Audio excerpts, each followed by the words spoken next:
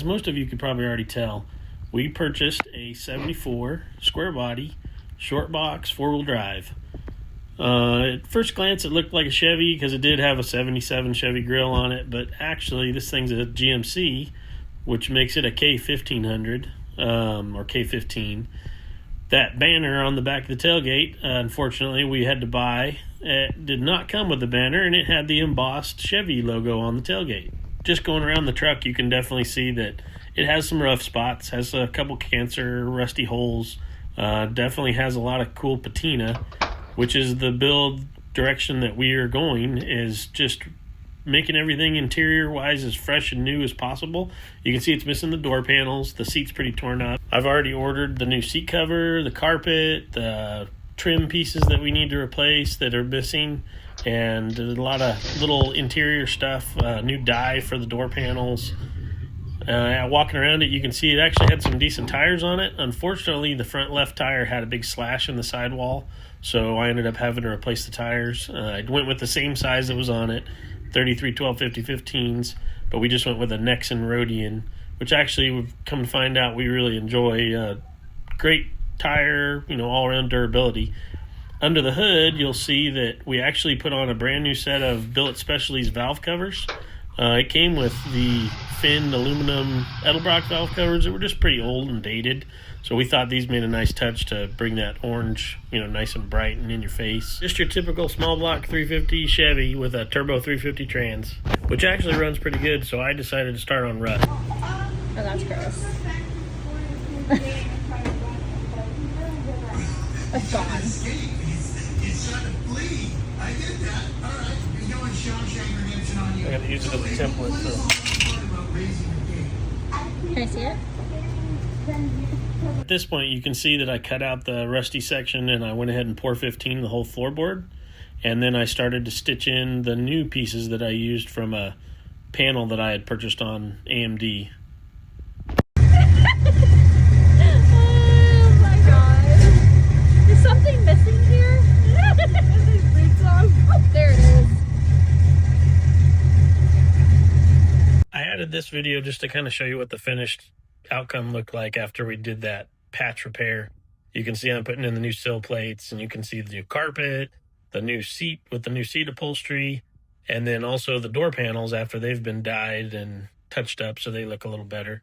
After this will be a stainless steel sill plate that goes on also. So right now I'm wiping down with wax and grease remover to go ahead and get this thing coated in that patina. Something I've never tried, but I've always wanted to try, so maybe we'll see how this works. This truck is right on the verge of, it's cool like it is, but if you really wanted to make it look nice and try to repaint things, you'd have to do quite a bit of metal fab and other stuff. But right now, the way it looks to me, pretty awesome. So I'm going to give up it looking perfect and it just looking Survivor cool, I guess is what I would call it.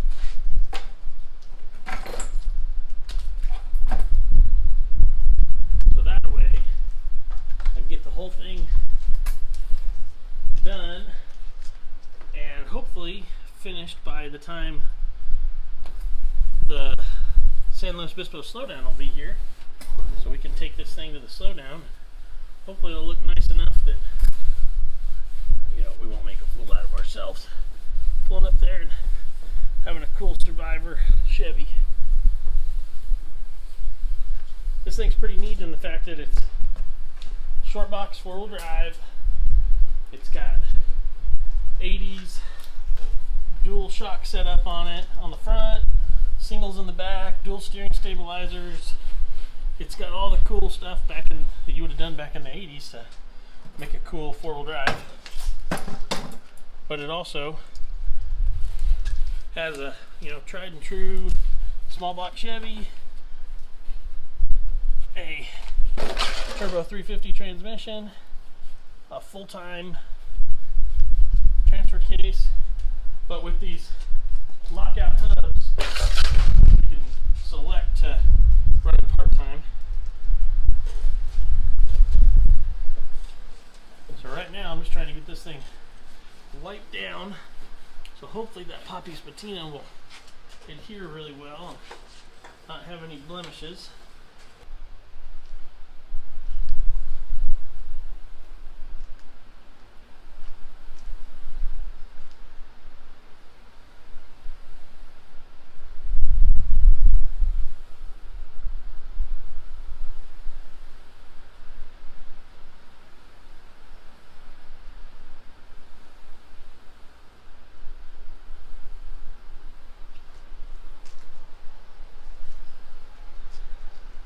Any spots look like I missed?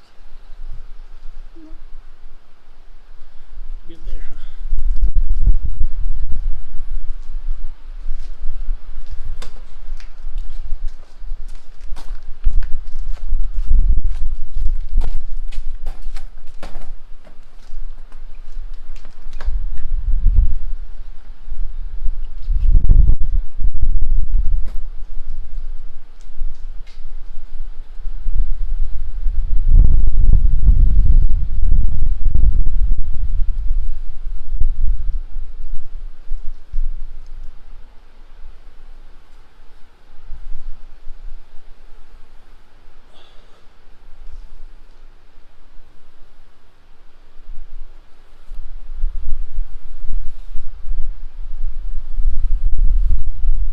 Hard to believe this is all you do, huh?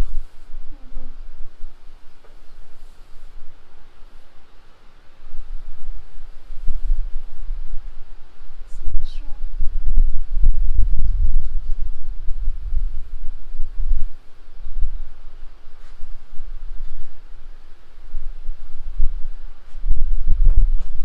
It's got enough coat. Yeah, there's a little dripping down here. That kind of coat over there.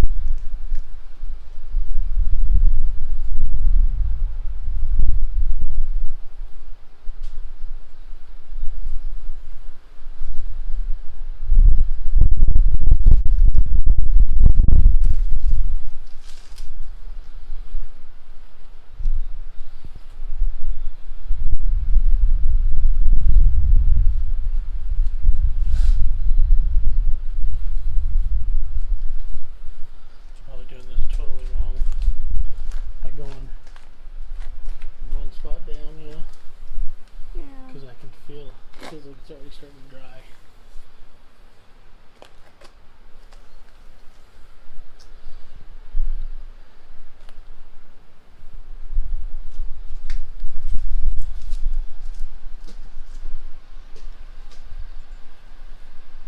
I can see the reflection of the house in it.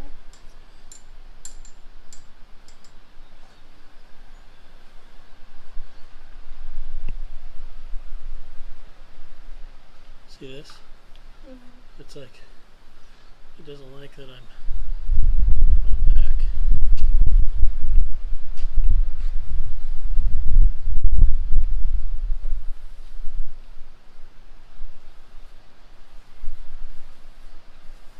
Really trying hard not to touch, okay? Oh. Yeah, this is gonna be a learning experience for sure.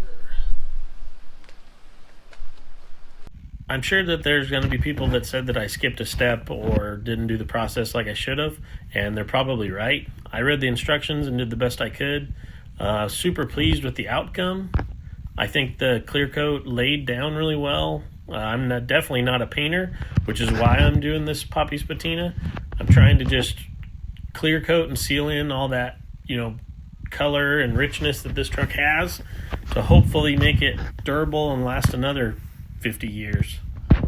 Here I'm just showing you a quick little video of when I did the bed liner. I went ahead and rolled 2 coats on to try to make this durable and last. And then again, here's just an overview of the outside after it had been clear coated and let to dry. I think it turned out really well. There's also those Nexen tires that I mentioned in the beginning. Hopefully everybody thought it turned out as good as I did.